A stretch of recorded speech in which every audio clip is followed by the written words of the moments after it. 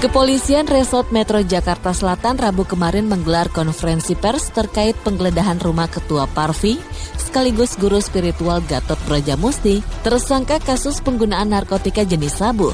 Dalam konferensi pers tersebut, Kepala Bidang Humas Polda Metro Jaya Kombes Pol Awi Setiono yang didampingi Kapolres Jakarta Selatan beserta jajarannya menjelaskan sejumlah temuan barang bukti di kediaman A.A. Gatot di kawasan Pondok Indah yang digeledah pada hari Senin 29 Agustus yang lalu. Dan setelah melakukan uji laboratorium forensik terhadap beberapa barang bukti, polisi menyatakan bahwa semua adalah positif narkotika jenis sabu dan metamfetamin. Semua barang bukti tersebut untuk kemudian akan diserahkan ke Polres Mataram Lombok, Nusa Tenggara Barat untuk dilakukan penyidikan lebih lanjut. Dilakukan uji laboratorium forensik bahwasanya untuk beberapa barang bukti ini sudah dinyatakan positif. Yang pertama, satu bungkus plastik transparan yang diduga berisikan narkotika jenis sabu yang diselotip warna hitam. Kemudian satu bungkus plastik transparan yang berisikan 2 buah kapsul dan 3 butir tablet warna coklat. Kemudian 2 buah plastik klip bekas sisa sabu. Ada di dalam sini, jadi satu paket. Kemudian ada 4 buah alat hisap sabu atau bong positif mengandung sabu. Yang lainnya tentunya ini barang bukti pendukung yang ada di TKP, yang kemudian setelah kita koordinasi dengan penyidik di sana, tentunya dengan kesempatan pertama kita akan segera kirimkan, akan kita limpahkan untuk kasus narkobanya. Jadi kasus narkoba kita limpahkan ke Polres Mataram.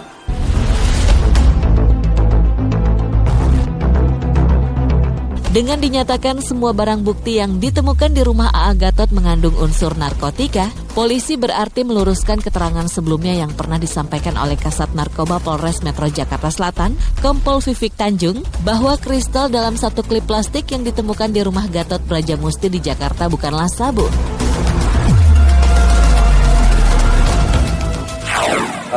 Pada intinya yang kemarin itu karena memang rekan-rekan semua ngejar-ngejar kasat narkoba sehingga semua tergesa-gesa ya.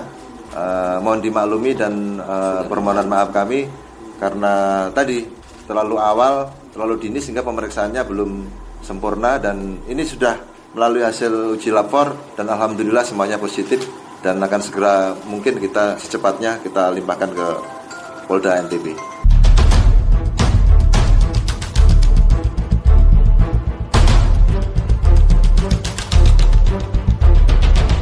Selain sabu dan metamfetamin, saat penggeledahan polisi juga menemukan senjata api serta amunisinya di rumah A.A. Gatot. Atas temuan itu polisi menyatakan jika senpi dan amunisi yang dimiliki oleh A.A. Gatot adalah ilegal karena setelah diselidiki di Mabes Polri tidak terdapat surat izin atas kepemilikan senpi tersebut. Atas persoalan ini, polisi akan mengirimkan tim ke Polres Mataram untuk menggali lebih dalam lagi soal asal-muasal senpi tersebut dari mulut A.A. Gatot. Yang bersangkutan ini mendapatkan senpinya dari mana, mendapatkan amunisinya dari mana. Kemudian yang perlu rekan-rekan ketahui bersama, hasil klarifikasi kami kepada Dirintel Kampolda Metro Jaya bahwasanya untuk senpi yang di bawah kekuasaan yang bersangkutan yang berada di kediamannya, di kamarnya, senpi tersebut tidak terdaftar. Kemudian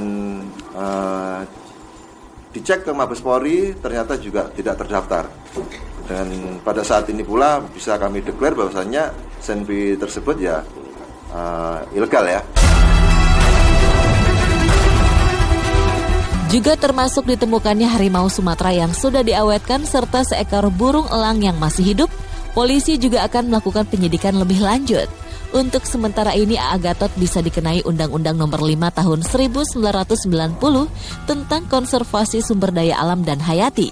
Atas sebuah pelanggaran itu, A.A. Gatot bisa dijerat dengan pasal berlapis. Dan terkait dengan kasus yang bersangkutan menyimpan terkait dengan satwa yang dilindungi berupa harimau Sumatera yang diawetkan, kemudian ada burung elang yang juga dilindungi, tentunya juga kita akan melakukan penyidikan. Tentunya yang bersangkutan telah melanggar Undang-Undang Nomor 5 Tahun 1990 tentang konservasi sumber daya alam dan hayati ya. Di sana ancaman hukuman pidananya 5 tahun penjara atau ada dendanya itu 100 juta rupiah.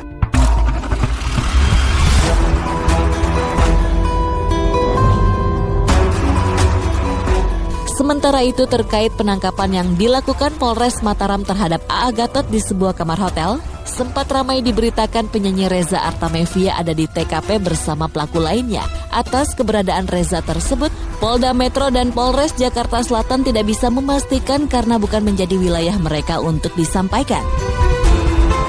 Dengan pertanyaan TKP di Mataram, tentunya saya sangat menghormati penyidik di sana, dan pada kesempatan yang baik ini tentunya kami tidak pada porsi saya untuk mengomentari itu. Silakan rekan-rekan bisa klarifikasi ke sana.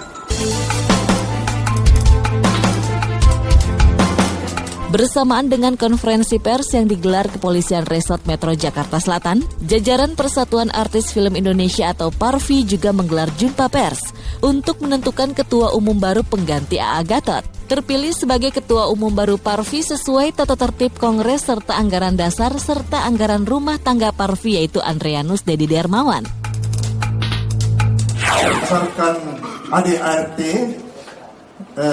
pasal 17 dan 19A anggaran dasar dan mengingat juga tata tertib Kongres, karena sudah terbukti saudara Gatot positif menggunakan narkoba dan sementara ini dalam di proses kepolisian, maka kami DPO, karena memang dalam anggaran dasar dinyatakan apabila terjadi kekosongan, DPO bisa memilih pengurus yang baru. Di sini bukan hanya kekosongan pengurus, tapi kekosongan ketua umum dan belum ada pengurus yang lain. Jadi jelas berarti kekosongan pimpinan parti. Pimpinan parti kosong sama sekali. Yang ada adalah kami dari DPO. Makanya kami berkewajiban agar roda organisasi bisa berjalan, sebab segala yang operasional semuanya di tangan DPP. Maka kami pilihlah seorang ketua umum dari kandidat kedua. Jadi medali emas ketua umum kita serahkan kepada saudara Andre. Hidup Andre!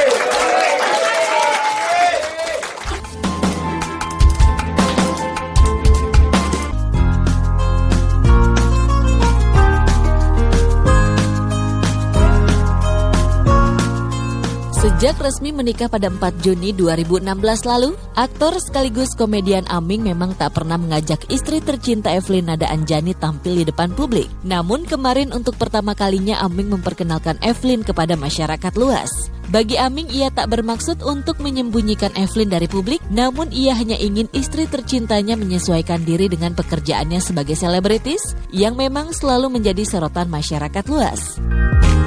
Ya, seperti yang gua bilang sih, kalau udah waktunya pasti kita keluar, nggak ada yang disembunyiin juga. Terus emang ini pertama kali kita keluar bareng di depan publik, terus ngisi acara bareng, dan emang sudah seharusnya juga, dan nggak ada niat atau ikat untuk menyembunyikan beliau dari awal kita nikah. Tapi ada beberapa hal yang emang tidak bisa dijelaskan juga, nggak usah dijelasin juga. Maka ini mungkin waktu yang tepat untuk kita keluar bareng, itu aja sih. Cuman ya itu perkara, karena dia kan tinggal di Jepang ya, di Jepang maksudnya kerja, culture-nya di sana juga orangnya ya masing-masing, orangnya juga ya santai, juga nggak terlalu kayak di kita sangat kekeluargaan sekali gitu kan. Ya tiba-tiba emang dapat suami seorang selebritas yang emang apa-apa dimonitoring, disorot. Jadi agak yang ini apaan sih gitu, kayak ada semacam hal yang tercuri ya Bia. Kebebasannya apanya kayak ke monitoring, mungkin dia butuh waktu untuk bisa mencernanya, itu aja sih ya. Makanya pada saat emang udahlah, udah nikahnya udah 2 bulan juga. Terus udah banyak sekali tawaran yang kita nggak nolak karena rezeki ya, tapi kita ngomongnya entar aja ya, nunggu timing karena kita masih baru nikah, belum bebenah, belum apa, terlalu cepet aja gitu kan. Jadi ya sabar ya, dan yang gue bilang tadi ini waktunya tepat, timingnya tepat, ya udah kita keluar.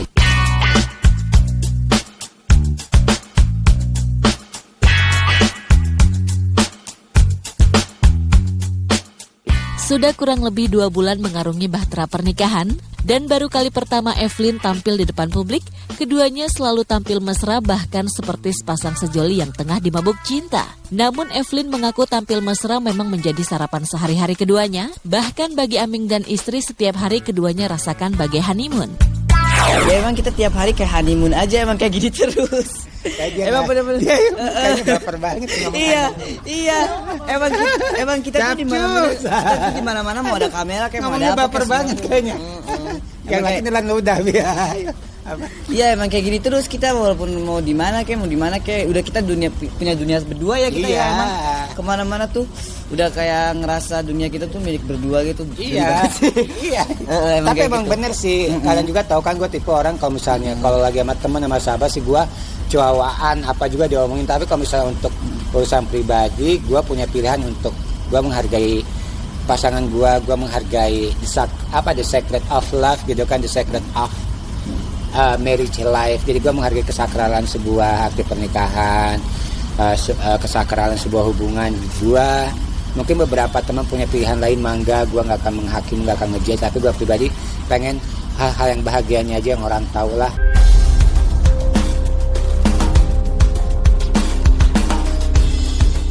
Di balik kebahagiaan yang tengah dirasakan Aming dan Evelyn, beberapa waktu lalu berhembus kencang kabar kehamilan Evelyn. Mengetahui hal tersebut, keduanya seakan tak menampik kebenaran berita tersebut. Namun baik Aming dan Evelyn juga tak ingin sesumbar bila hal itu benar terjadi. Kalau soal itu kita nggak mau sesumbar ya Bi ya. Kita belum mau sumber. Kalau saatnya nanti bakalan tahu juga lah. Gitu aja. Gimana ya? Makanya entar lah nggak mau sesumbar itu aja. Aku tidak akan terpancing Bu. Tenang aja pasti ntar ada saatnya. Pamali takutnya itu aja. Nah kalau ditanya kemarin ke rumah sakit, jujur aja karena Gima juga kan dia perempuan. Kita ke rumah sakit untuk pemeriksaan berkala kan, ke ginekolog untuk pemeriksaan apa sih? Kandungan, pemeriksaan organ genital segala macam kan penting gitu kan, karena kita baru nikah segala macam.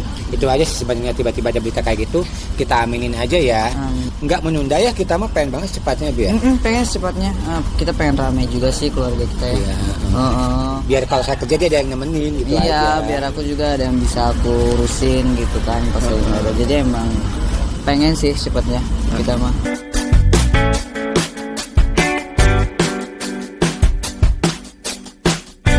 2 bulan mengarungi indahnya bahtera rumah tangga, tentu sudah banyak hal yang lebih banyak diketahui keduanya. Bahkan bagi Evelyn di balik gaya Aming yang terlihat feminim, ia mengaku bila pria yang menikahinya itu merupakan tipe suami yang sangat bertanggung jawab dan bijaksana. Hal itulah yang mampu membuat hati Evelyn luluh ke pelukan pria 35 tahun tersebut. Sangat bertanggung jawab sekali ya sebagai kepala rumah tangga gitu kan. Dia kemasannya. Gitu. Kita nggak boleh ngelihat kemasan atau segala macam. Kita emang udah harus saatnya untuk belajar kali ya, menilai orang tuh bukan dari luarnya. Isolasi ya udah nggak musim. Udah nggak musim gitu. Ya pokoknya dia bertanggung jawab sih orangnya. Ya. Makanya saya juga bisa jinak kan. orang saya keras loh, tapi karena mungkin dianya lebih bijaksana dari saya, mungkin pada akhirnya kadang aku childish. Iya sih. Nah makanya dari situ mungkin saya maksudnya merendah untuk meninggi Bi. Aduh, aku nggak bisa basa-basi deh. Ya okay. Ya gitu.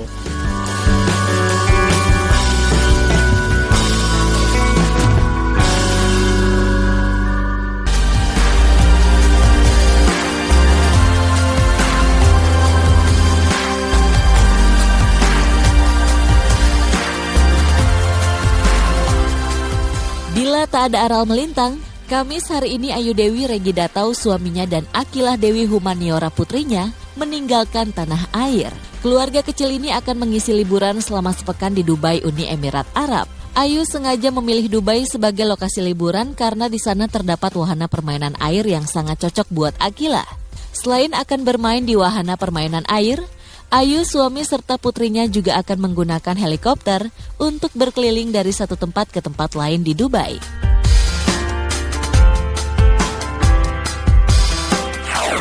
Alhamdulillah ada endorsan. Jadi insya Allah berangkat besok, keluarga berangkat mau main sama anak. Kan kata suamiku kalau berangkat kita harus ke tempat-tempat yang anak tuh bisa main. Di sana kan ada perosotan air yang kanan kirinya tuh laut. Jadi kita bisa ngeliat ambil nyelusup gitu, kanan kirinya ada lumba-lumba, ada hiu, ada pari gitu. Jadi bisa ngobrol tuh ambil perosotan. Hai, yo. Gitu. Karena di Dubai ada tempat yang sangat amat kita bisa explore buat anak ya. Maksudnya taman air gitu loh. Jadi banyak wahana-wahana yang berair-air gitu alias wahana renang yang seru. Jadi pengen kasih Akila pengalaman. Terus di sana kan juga eksotis gitu tempat-tempatnya. Maksudnya banyak yang bisa dikunjungin. Kita nanti mau naik helikopter keliling Dubai, pengennya gitu. Tapi yang nggak tahu ntar ya jadinya gimana. Ke Sahara. Berapa hari sih Boy? Insya Allah seminggu.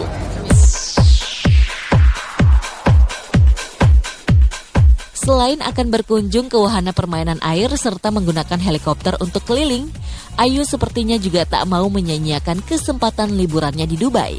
Ia bahkan akan mengunjungi salah satu pusat perbelanjaan di dalam air yang banyak dikunjungi wisatawan, baik dari Dubai sendiri maupun dari luar negeri. Sementara dalam persiapan yang telah dilakukan sebelumnya, Ayu juga akan membawa beberapa pakaian khusus yang bertuliskan artis di pakaian tersebut dan akan ia pakai berkeliling nanti. Ya pengen lihat, katanya ada mall yang di bawah air. Loh, insya Allah ya. Bismillah deh nggak bocor ya, insya Allah deh. Nggak lah kan keren di sana. Persiapannya udah pakai doa dan niat. Alhamdulillah ya. Pokoknya kita nyiapin semuanya. Nanti di sana kita baru tahu mau ngapain aja. Hari pertama sih istirahat pas nyampe. Bener. Biar orang sana tahu kalau artis gitu. Gimana sih Bayu? Kan artis gitu. Biar tahu kalau di sini kita tahu artis, kalau di sana ntar nggak tahu takutnya nggak boleh masuk ntar. Kalau artis kan di sini suka boleh masuk. Kalau mana aja suka dapat gratis lagi. Nah kali aja di sana artis, yes free gitu, free parking, free food, free bioskop kali aja di sana gitu.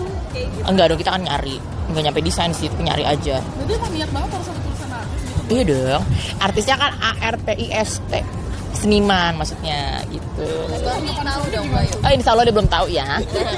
Paling diomelin, ngapain sih pakai begitu? Itu, saya kan biasa diomelin sama dia kalau gayanya aneh-aneh.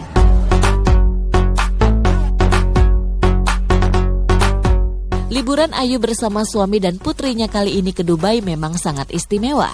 Karena selain jalan-jalan, Ayu sekaligus juga akan merayakan pertambahan usianya yang sebentar lagi jatuh pada tanggal 7 September mendatang.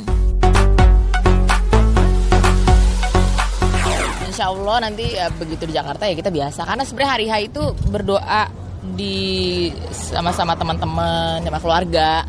Dan adik-adik yang membutuhkan, tapi kan memang kita lagi di sana, jadi ya udah insya Allah nanti pas pulang langsung. Iya.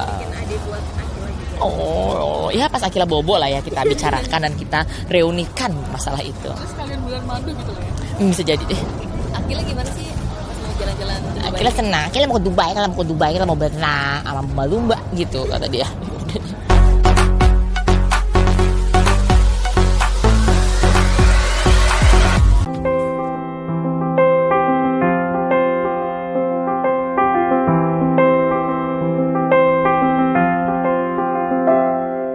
Pasca menikah dengan Nesyana Ayu Nabila atau yang kerap disapa Ines, hingga kini Ben Kasyafani memang belum menjalani bulan madu.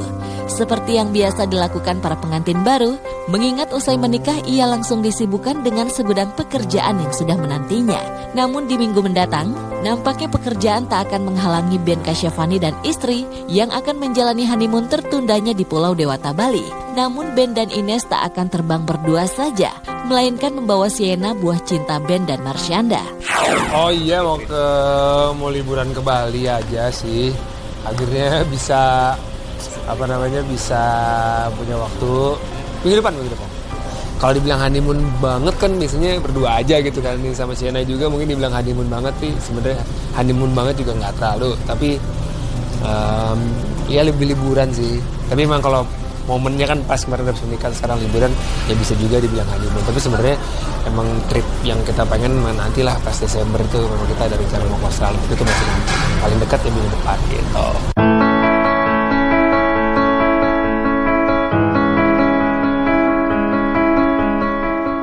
Siap melakukan bulan madu yang tertunda, rupanya membuat Ines sudah tak sabar menunggunya. Terlebih ini merupakan pertama kalinya Ben dan Ines menjalani liburan bersama, usai dipusingkan dengan segala urusan pernikahan. Bahkan keduanya berencana untuk mengunjungi beberapa tempat yang dikenal romantis di Bali. Ini sih sekarang sejauh ini kalau aku tanya dia kayaknya, aku ikut aja gitu. Tapi aku tanya juga sama dia, seneng gak? Seneng banget, dia bilang gitu, excited banget juga. Dia juga kemarin kan mungkin sebelum mempersiapkan acara juga dia banyak kerja juga kan. Dia juga udah lama juga kayak nggak liburan gitu. Jadi pas banget emang kita perlu. Kalau sebelumnya aku nggak terlalu yang kayak traveling, aku bukan traveling person yang harus selalu traveling gitu. Tapi untuk sekarang aku rasa udah perlu sih, karena kemarin sebelum pas hari pernikahan juga lagi kerja, terus langsung ngurusin acara, terus habis itu langsung kerja lagi sampai sekarang. Sekarang ngerasa kayak oke, gue perlu bukan hanya untuk melepas kerjaan, tapi lebih ke fokus sama, bisa full sama Sienna sih, bisa benar-benar ngabisin waktu supaya whole day gitu main sama anak itu buat liburan. Kalau sekarang kan paling pagi atau nggak malam terus tinggal kerjaan, kadang-kadang lagi acara aja ayah duluan ya gitu, dia selalu nanya mau kemana gitu, mau kerja, oh iya dia tahu sih. Ya kalau diajak kerjaan juga kadang-kadang dia sulit karena waktu siang dia banyak waktu tidur kan. Nah, sekarang udah kayak seminggu mau full biar bisa sama keluarga gitu. Ya quality time sama keluarga lah, bukan hanya honeymoon sih.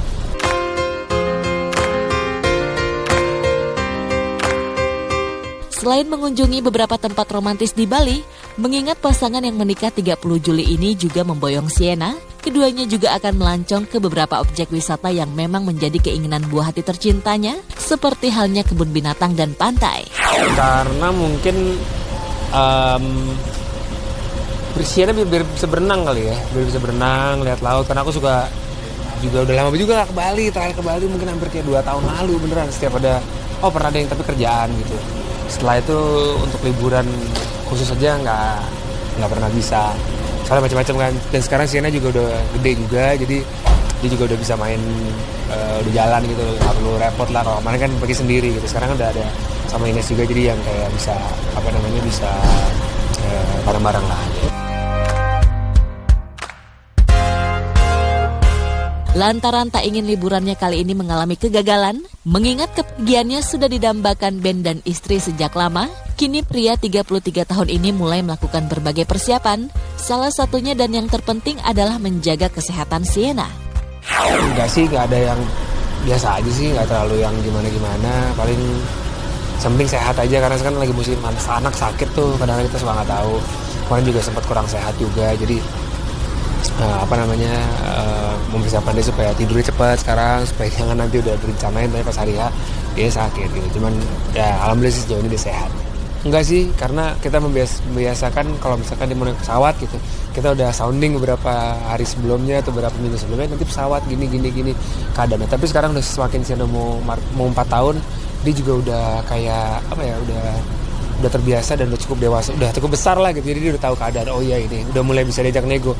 Karena jangan rewel ya, jangan nangis ya, soalnya gini. Kalau Nena mau sesuatu bilang aja, jangan cuma nangis gitu. Jadi dia juga terbiasa, Nena maunya ini, Nena nggak suka ini. Bahkan dia sekarang kalau agak tegasin dikit, dia udah bisa bilang nggak mau.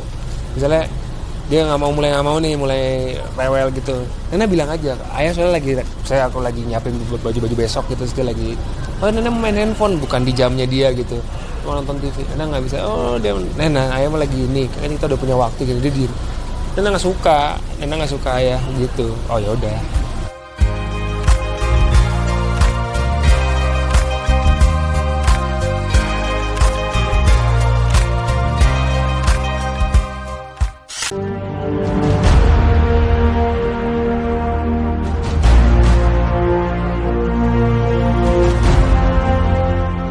Rumah tangga Cathy Sharon dan suami Eka Kusuma beberapa waktu lalu sempat mendapat ujian badai perceraian. Pasalnya kala itu Eka sempat melayangkan gugatan cerainya ke Pengadilan Negeri Jakarta Selatan, namun permohonan cerainya ditolak. Hal ini menandakan bila keduanya masih resmi menjadi sepasang suami istri. Melihat proses cerai yang belum jelas kelanjutannya, dan rumah tangganya tengah berada di ujung tanduk, Katy mengaku bila hubungannya dengan Eka mulai menunjukkan titik terang dan semakin membaik. Sejak awal, Katy memang bersikukuh tak ingin mengakhiri pernikahannya dengan jalan perceraian. Ya semoga teman-teman rekan-rekan media terus mendoakan juga. Sebenarnya saya tidak percaya dengan perceraian. Alasan pertama karena agama, karena saya berjanji kepada Tuhan. Alasan kedua pasti untuk anak-anak saya.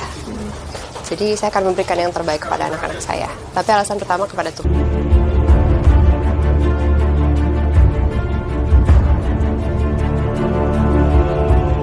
Di balik masalah yang menghadang rumah tangga Katy dan Eka, ibu dua anak ini mengaku bila ia mendapat banyak pelajaran hidup, salah satunya ia belajar menjadi pribadi yang lebih sabar akan setiap masalah yang datang dalam hidupnya. Tak ingin kedua buah hatinya, Jacob Gabriel Kusuma dan Carla Kusuma, tahu masalah yang terjadi dengan kedua orang tuanya. Katy berusaha untuk menjaga perasaan Jacob dan Carla dengan memberikan perhatian dan kasih sayang ekstra. Hikmah banyak sekali, banyak pelajaran yang bisa didapatkan, ya kan? Kesabaran, ketaatan, pengertian, pengampunan, itu semua pelajaran hidup semuanya. Dan semuanya harus dijalankan dengan positif lah. Kalau saya sih percaya, kalau sama anak-anak saya percaya harus selalu jujur sama mereka, tetapi juga menjaga perasaan mereka karena mereka masih kecil. Jadi kalau untuk anak-anak saya, kebetulan mereka masih kecil sekali. Jadi yang hanya saya bisa lakukan adalah memberikan perhatian yang ekstra dan kasih sayang. Dan ya pokoknya membuat keadaan semua normal saja.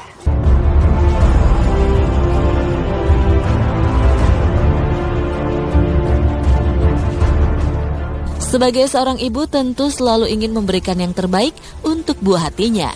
Begitu juga dengan Katy. Wanita 33 tahun ini tentu ingin bila Jacob dan Carla merasakan keadaan keluarga normal, maka tak heran bila Katy mencurahkan seluruh perhatiannya untuk kedua buah hati tercinta. Lantas bagaimana perkembangan Jacob dan Carla? Hanya datang terus kakaknya pengen jadi bayi minta digendong, ya udah saya dua-duanya saya gendong bersamaan malah kadang, karena saya tidak mau anak saya yang paling gede mikir oh dia sekarang udah tersingkirkan dan mamanya sekarang lebih kepada adiknya. Saya nggak mau, saya maunya biar mereka tetap akur, saya harus bisa membagi perhatian dan kasih sayangnya sama equal kepada dua-duanya dan tidak kurang. Si kecil baru mulai sekolah juga, umur 10 bulan, baru mulai sekolah 2 kali seminggu. Kalau Jacob umur 1 tahun. Tapi karena Jacob udah sekolah dan saya aktivitasnya juga banyak ke sekolah, akhirnya si kecil pun ikut ke sekolah. Jadi biar sekalian aja sih sebenarnya.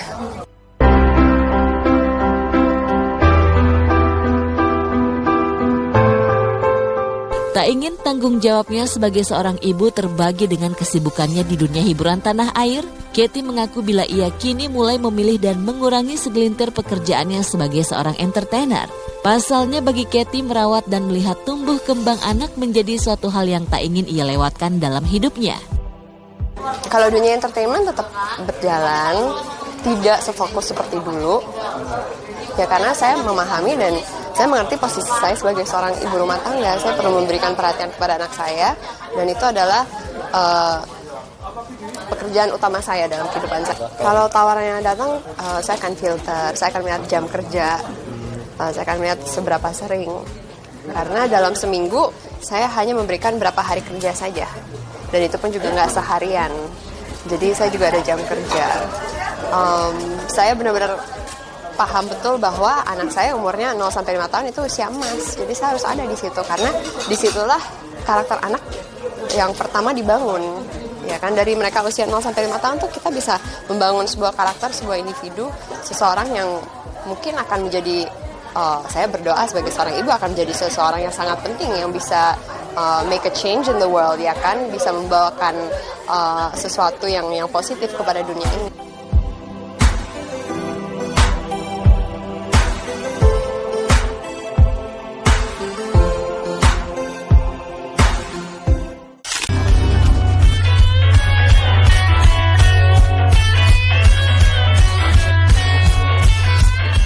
Rabu kemarin penyanyi dangdut Ikke Nurjanah menyambangi Gubernur DKI Jakarta Basuki Cahayapurnama atau Ahok di Balai Kota. Sebagai warga Jakarta, Ikke mohon pamit kepada Ahok untuk terbang ke Amerika Serikat. Di negeri Barack Obama tersebut, Ikke akan mempromosikan musik dangdut ke sejumlah kampus ternama. Iya, jadi pagi ini tadi kita janji pagi, diberi kesempatan waktu pagi sama Pak Gubernur, sama Pak Ahok. Prinsipnya adalah kita warga Jakarta, saya warga Jakarta, akan berangkat ke Amerika untuk presented atau mempiarkan, mensosialisasikan musik dangdut selain konser.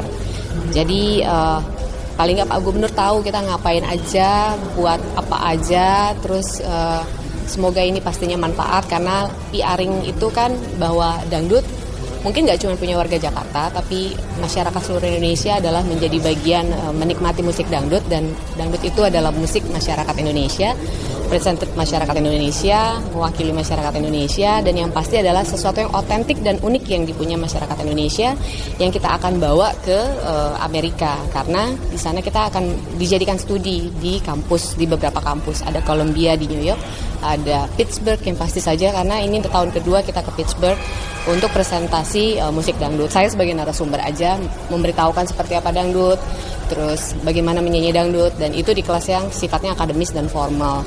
Tadi kita sampaikan itu pada Pak Ahok, disambut baik, beliau support, kita pamit, kita izin, kita mohon doa restu sebagai warga Jakarta. Saya juga tadi sepertinya Bapak juga, oh iya lucu juga ya kalau misalkan event-event di Jakarta sebagai hostnya dalam berbagai tamu-tamu yang datang, dangdut itu menjadi bagian, senang banget gitu. Artinya direspon positif sama Bapak bahwa keunikan dangdut ini bisa menjadi daya jual tersendiri pada saat tamu-tamu negara yang datangnya ke Jakarta itu bisa menikmati dan tahu otentiknya dan uniknya musik dangdut.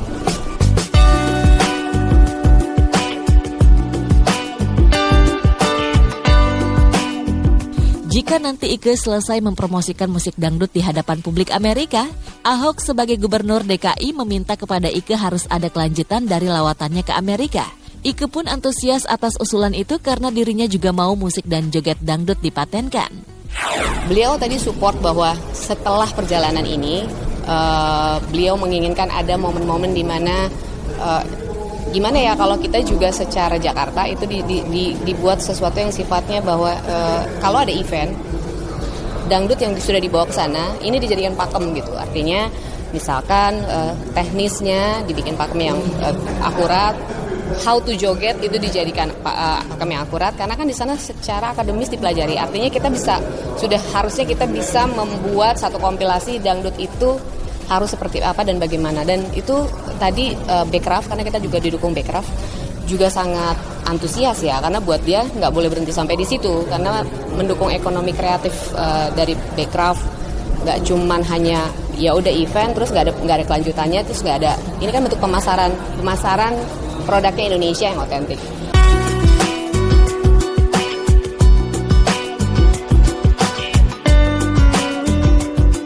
Memang tak mudah mempresentasikan musik dangdut di hadapan orang asing. Setidaknya hal itu Ike rasakan ketika dirinya harus menggunakan bahasa Inggris kepada para mahasiswa. Terlepas dari kendala yang ada, Ike mohon pamit kepada Pak Ahok untuk terbang ke Amerika Serikat. Saya berharap itu nggak jadi masalah gitu, bahwa dengan segala kekurangan yang saya punya, tapi mudah-mudahan ada hal positif, kelebihan yang lainnya mungkin yang saya bisa presented sama mereka gitu.